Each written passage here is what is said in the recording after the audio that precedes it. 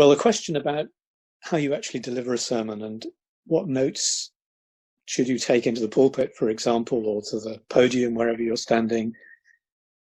Again, it's a very personal issue. Some take a full text, everything absolutely written down, and some take nothing at all.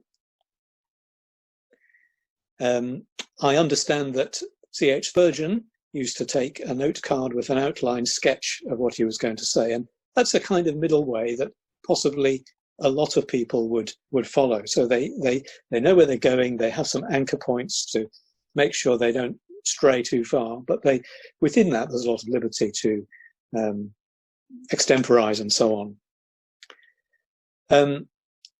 Now, if for an ordinary sermon I would take a full text into the pulpit,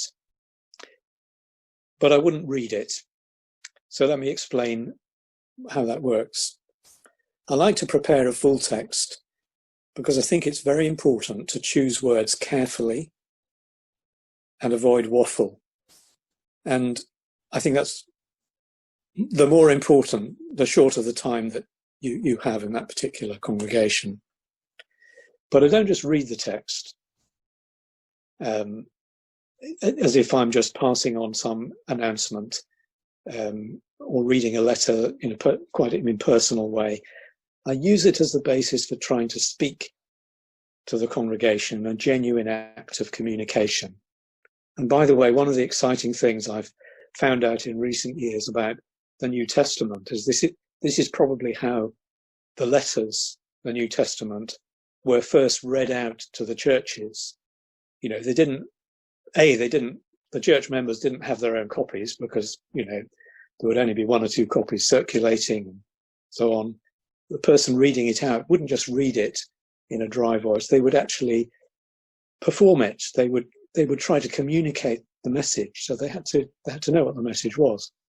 Anyway, that's a slight distraction from the main point about us today, though it's significant.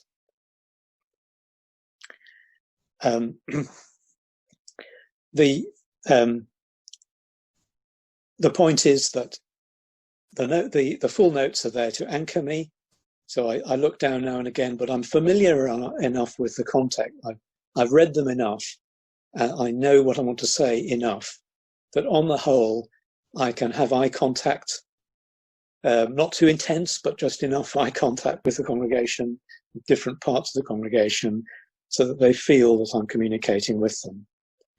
And by the way, like a lot of people, I feel I'm learning very fast about doing recordings and so on during lockdown for short messages. And I think for that, it's even more important to have a full text. And I'm just really at the beginning of trying to develop a good art of having the text, but also having the freedom to really communicate rather than just read.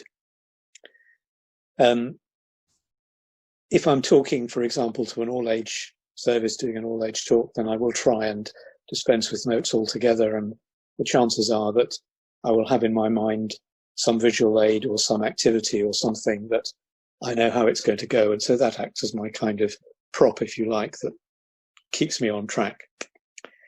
As I say, I think probably most people will take something into the pulpit, but I do really admire those who have learned the art of preaching without notes. It's not as easy as it looks, and there's a real discipline to knowing what your message is. But when it's done well, the sense of immediacy can actually be electric. So I don't disparage that by any means, but I think there are different ways of doing it, and I think it can be just as effective with full notes or partial notes.